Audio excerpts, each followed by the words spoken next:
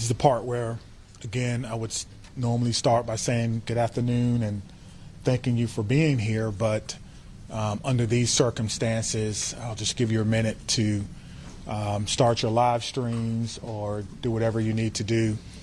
And while you're doing that, my name is Chief Sean Barnes, S-H-O-N-B-A-R-N-E-S. I'm currently the Chief of Police for the Madison Police Department. I'll be providing a brief update of the school shooting that we had today in Madison.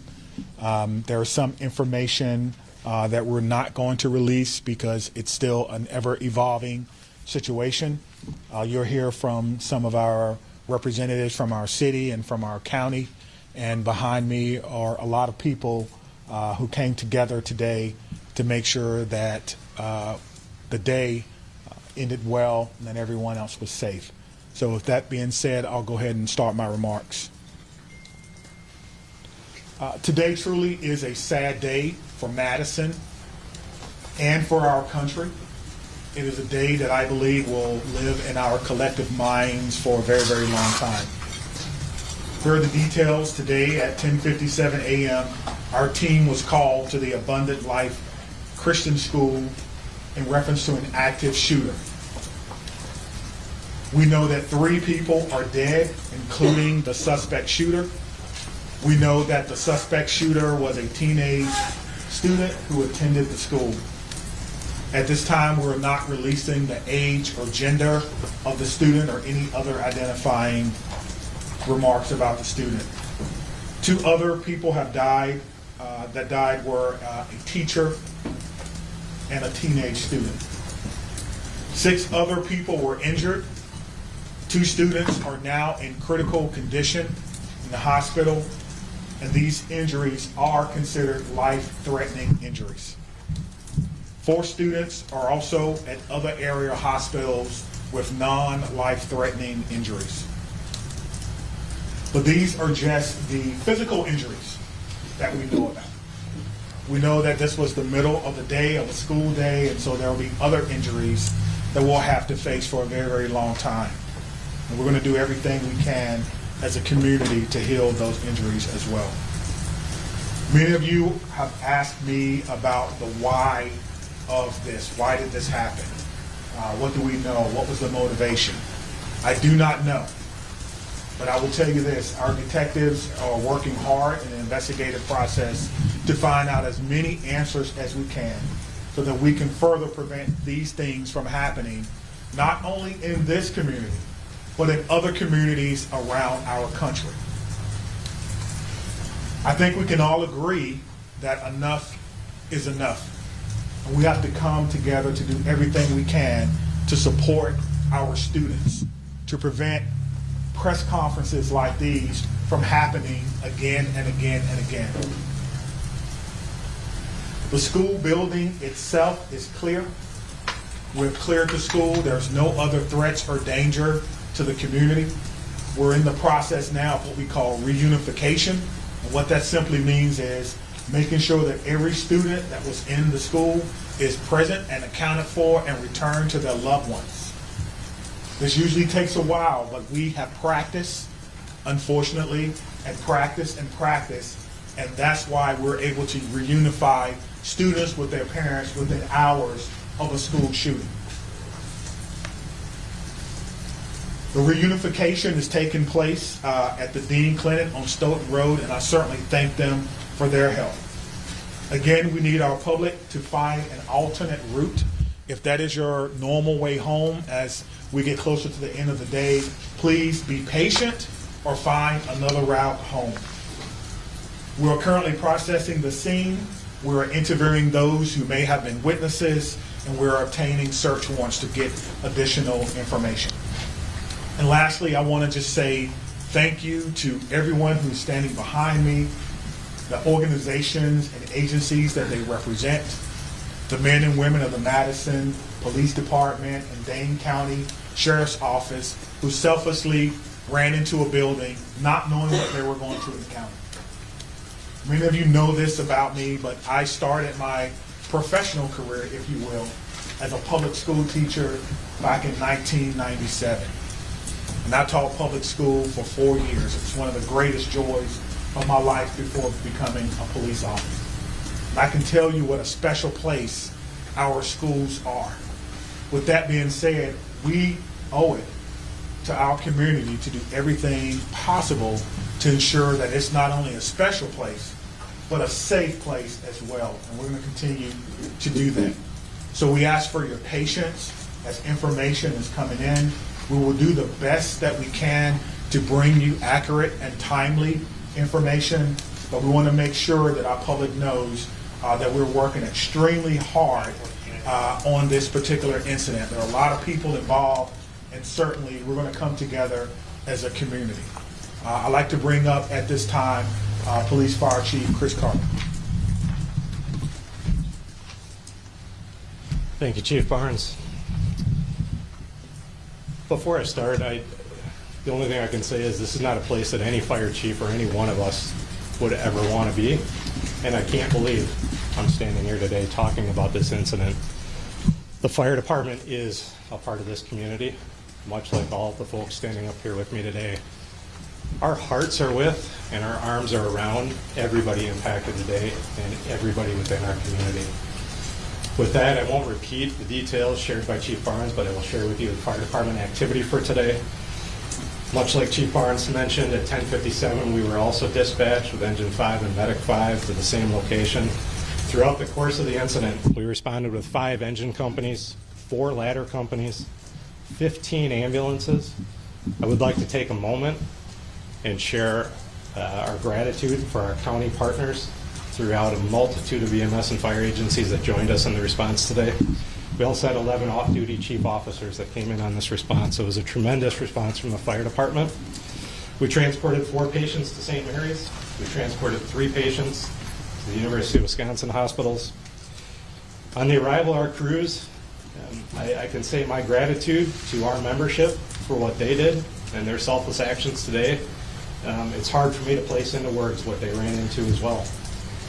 They did that immediately, they did that selflessly, and within the course of 15 minutes, from the first transport to the last transport, all the patients were on their way to the hospital. So to our membership within the Madison Fire Department and within all the emergency services, my gratitude, my recognition of the work that goes into this, the training that went into this, that again, we had hoped we would never have to put into practice. One more time on behalf of the Madison Fire Department, our hearts are with you, our arms are around you, and we will be with you throughout the duration of this. So at this point, I will step aside, turn it over to the mayor. Thank you, Chiefs, both of you. This is an incredibly sad day for our community. As you've heard, there is no danger to the community at this time, but our entire community has been impacted by this tragic incident. On behalf of the Common Council and the City of Madison staff, I want to offer our heartfelt condolences to the victims and families and to the whole Abundant Life community. Our focus now is on supporting them and supporting the victims and their families. And we will continue to do that through the coming days and weeks. I also want to thank our first responders and the police, fire, medical staff for their quick action and their life-saving efforts. As you've heard already, this is a whole of government response. It is not just police and fire, it is not just City of Madison. And we have folks from all around the county. We have folks from multiple agencies engaged in both the initial immediate response and the ongoing support, and will be engaged for days and weeks to come. I also want to thank the White House and the governor and others in the federal government and state government for reaching out to offer their support and help, and we will be drawing on resources as needed going forward. But the most important thing right now is to make sure that we are centering the victims and their families, and that we are doing whatever we can to support them and to help them heal, and to lift our entire community up through this difficult incident. I am on record that I think we need to do better in our country, in our community, to prevent gun violence.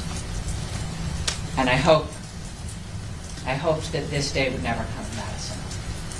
It is not something that any mayor, any fire chief, any police chief, any person in public office ever wants to have to deal with. And so I will ask our entire community and our entire country to do whatever we can to make sure that no public official ever has to stand in this position again. And now I'll invite the county executive to the podium. Good afternoon, everyone. Today, our community is reeling from the heartbreaking and senseless tragedies at Abundant Life Christian School in Madison. As a mom who received a text from her son at a high school here in the city of Madison wondering if he was safe, I can tell you, this hits you in the gut. Our community is better than this. Our country is better than this. It cannot continue. My heart goes out to the victims and their families and the students and the educators, and the list goes on and on. Every one of us is affected by this unimaginable and unacceptable violence that has hit our community today. Dane County stands united in grief with the Abundant Life Christian School community.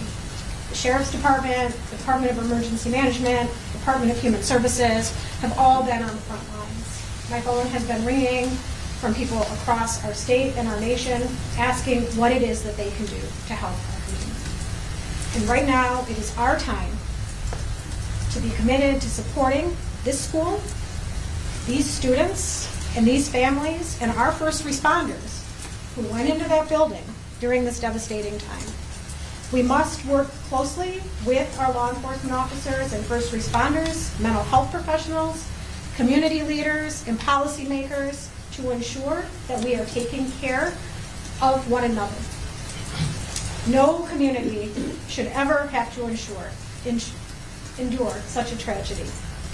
And my administration is going to do everything that it can to provide assistance to those who have experienced this devastating loss, and also do everything that we can to prevent such tragedy from occurring. To all of those who are grieving in our community, please know that you're not alone. Dane County stands with you. We're here to support you in any way possible.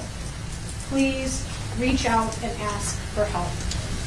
The governor's office, as well as the mayor's office, and I will continue to update the public as we learn more. But please understand, there are many things that we cannot share with you right now. This is an active investigation. This is an active case. The SSM Health Clinic near the intersection of Buckeye Road and Stoughton Road is the reunification center. I know that that has been out, but we need to make sure that folks know where it is that they can go to be reunited with their children. Again, in the coming days, we are going to make sure that we are supporting those that have been most impacted by this. But folks, reach out, ask for help. This does not need to be the reality of our community. Thank you. All right, let's start over here with questions. Just raise your Can you tell hands. us, how did this unfold? Can you give us a bit of a timeline, how you officers got it? Sure. We received a call at approximately 10:57 a.m. Someone from the school called 911 to report that there was an active shooter. That means something different to us, obviously. There's different protocols that go out, tone alerts even, so that even if officers are busy doing other things, they respond. One of the things that I do want to note is that our training center is about 3 miles from there. We have special event team medics, those that work at the fire department, responded to this particular scene from their training day. So what began as a training day became an actual day. And so that's how this call originally came. Nicholas, did you have a question? What can you tell us, if anything, more about the shooter and what their motivations were, or have you made contact with their family members? Anything updated on that? Sure, there's nothing new that I can tell you about the shooter at this time. Again, as difficult as today is, that's still someone's child that's gone. That's still someone that has to deal with what happened today. And so we want to make sure that we can ensure as much cooperation as we can You asked me about why, as I stated before, I don't know why. And I felt like if we did know why, we could stop these things from happening. But what I will tell you is, as soon as we are done with the investigation, any information that we uncover that will not compromise the safety of anyone involved or compromise the confidentiality of any of these children that are involved, we'll tell you. I just ask for your patience. All right, over there. Sorry. Go right ahead. Chief, what kind of gun was used today? We know it was a handgun. We know a handgun was recovered. All right, sit down right there. Shooting confined to one classroom, or did it spread out? We know it was confined to one space. Do not know if it was a classroom or hallway. One of the things that we've gotten very good at, certainly different from in my day, is that you do not need to be in a crime scene. You do not need to go to a crime scene. And so the crime scene and those persons who are involved, they have that crime scene locked down. They did not go or enter into that crime scene. But if you can imagine, most schools, the students go together, but they are segregated. So on each different floor, each different group. And so there's no evidence that anyone else was injured that was not in that age group. Anything else? What can you say at this time about how school staff responded? I cannot speak to how the school staff responded. We did have injuries, but it could have always, of course, had additional injuries. I do not know what the school's protocols are. Again, this is a private Christian school. I know that we have a very good rapport with MMSD, Madison Metropolitan Schools, public schools. So we have done trainings for them before, but I would assume that most of the teachers have the same or some similar type of training as a part of their certificate. There's conflicting reports online about how many students are enrolled at the school. Can you confirm approximately how many students? I do not know how many students attend the school, but their website says that they serve about 200 families. Right in the back, White. What kind of support systems are being made available to people who are affected by this?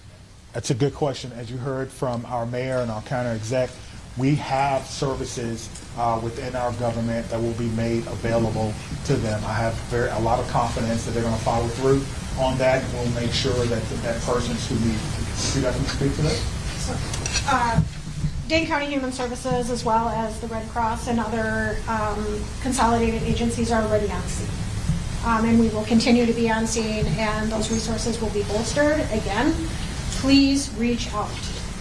You are not alone. We are going to navigate this together, and there are people who are affected by this trauma who are not in the reunification center or at the school. We need folks to be reaching out because we do have resources available. Thanks, Sophie.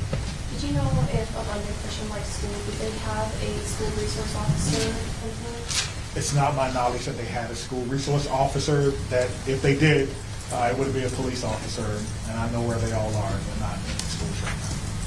15 in the back there. So in terms of witnesses that you mentioned about investigation, what is that looking like, and how many Sure. witnesses are you guys speaking with? Sure. So the detectives will talk to anyone who may have seen this particular event unfold, anyone that may have been unfortunate to hear something.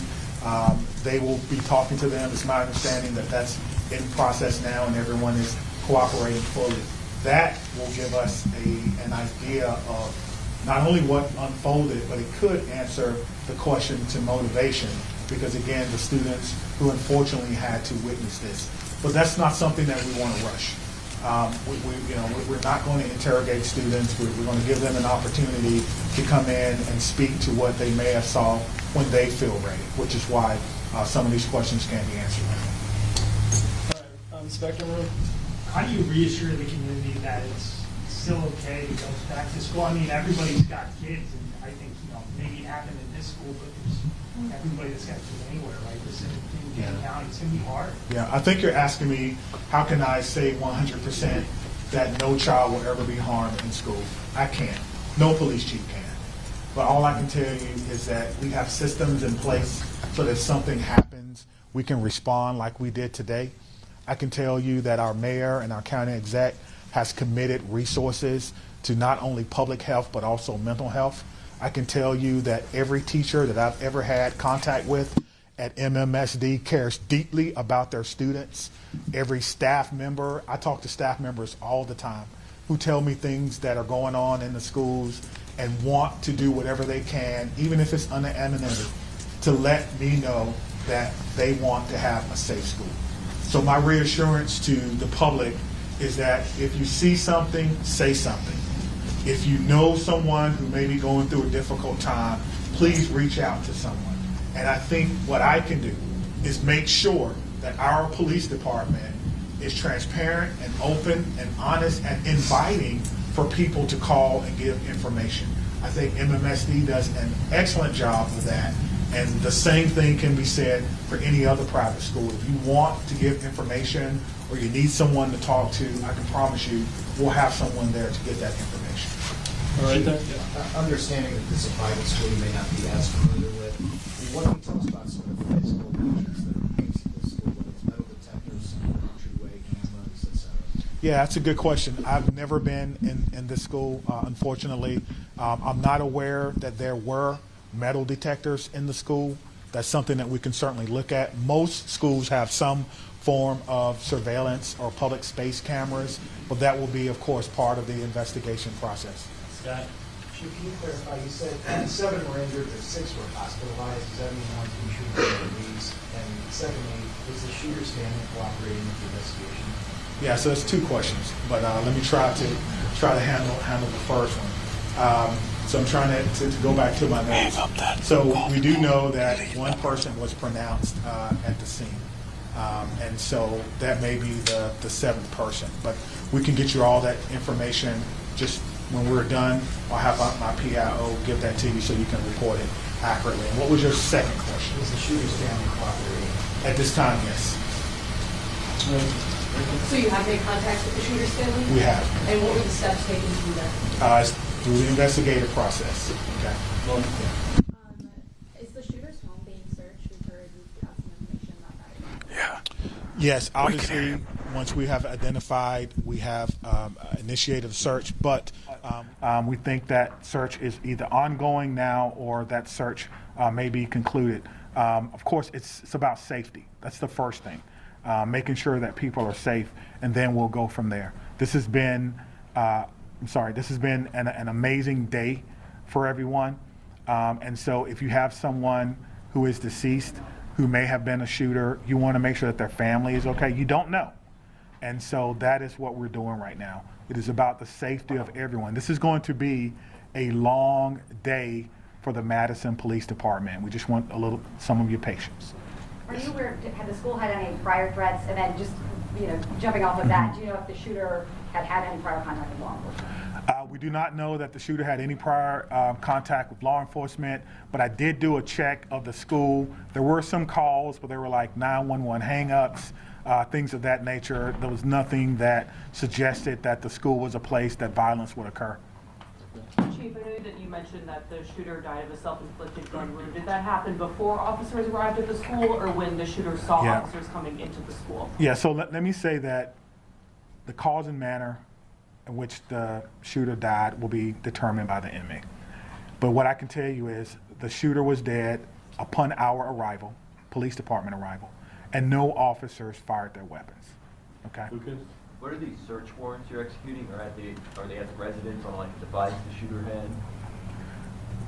I'm sorry. The extent of the search warrant. Yeah, so the extent of the search warrant is to be able to go in a place that we don't have permission to be in and make sure that everyone is okay. And then if there's any evidence that we think we need to collect, we could only do that with the use of a search warrant. And so again, we have to determine if there is evidence that we will need.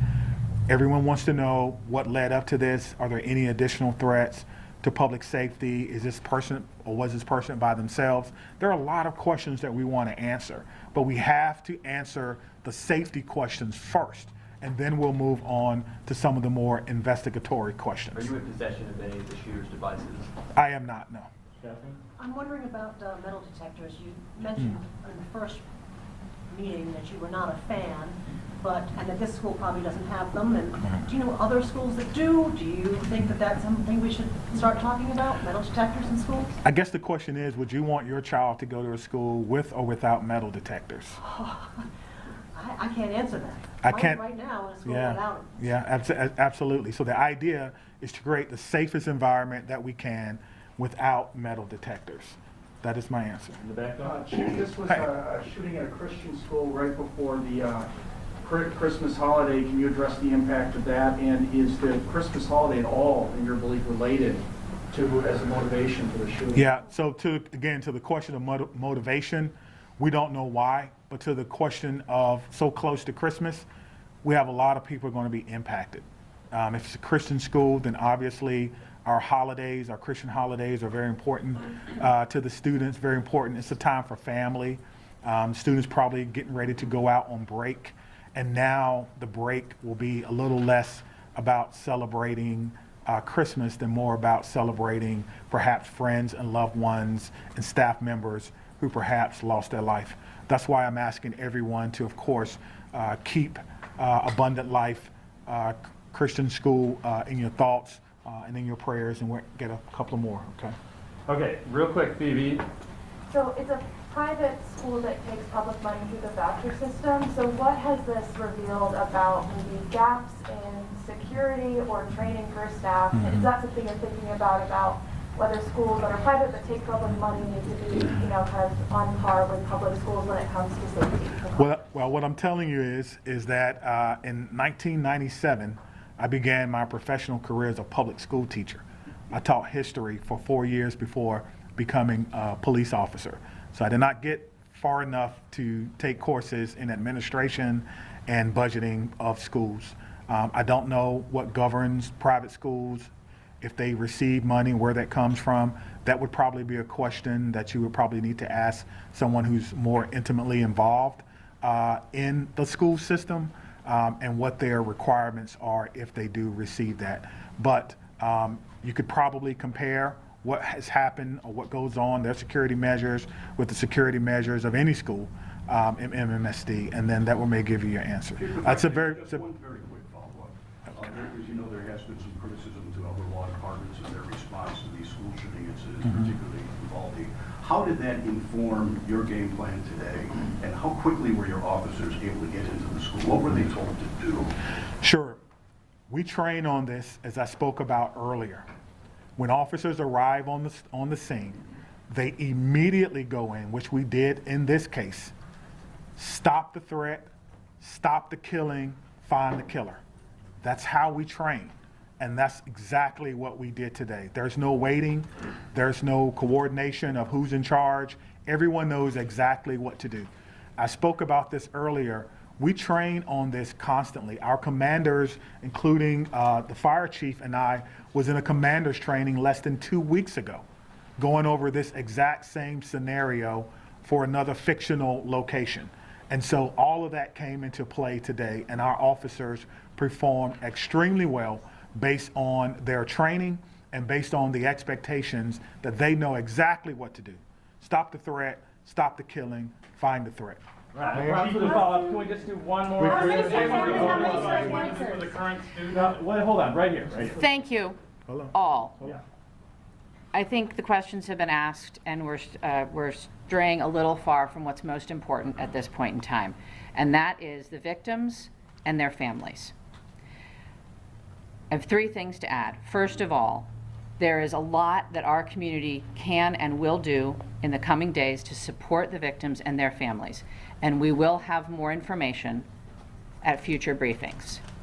If anyone, and I would urge you all to include this in your stories, if anyone needs mental health support as a result of this incident and the coverage of it, I encourage them to reach out to 988 by phone or text and to get the mental health support that they need. It is incredibly important that we take care of our community in this very difficult time. We all have a role in preventing gun violence. Our entire community needs to be part of the solution here. There are many things that we can do, and we can have those conversations in coming days. But first and foremost, what needs to be the priority for all of us is supporting our young people. And that is where our community's attention needs to turn at this point in time. The police department, the fire department, the city, the county will share additional information about the investigation as it becomes available. But I urge you all to help our community find resources to support their mental health and to find resources to support the victims and families at this time. Thank you all. Where can people go to see your updates? What can we tell them to It'll be at cityofmadison.com. Me, Stephanie, and Cynthia will stick around and answer any other questions, folks. That's all. Let me say just before I go, because the mayor mentioned that this was a whole of government response. It certainly was, and there's so many people that we want to thank. We cannot thank everyone, but it's also a whole of law enforcement response. Even though we are in different agencies, we all have the same training. And so I want to thank our partners with the FBI who are here with me today, partners with the ATF, Dane County Emergency Management. Of course, we already talked about our fire department. We've got calls from the Attorney General of the United States, Wisconsin State Patrol, our governor's office, State Patrol, Monona, as well as our sheriff's office. I know I may have left someone out, but thank you for how you responded, professionally, quickly, and according to the way that we all trained, and it all came together to ensure that no other persons were hurt. Thank you. Chief, could you just say what time you guys made entry? We just want to nail that detail.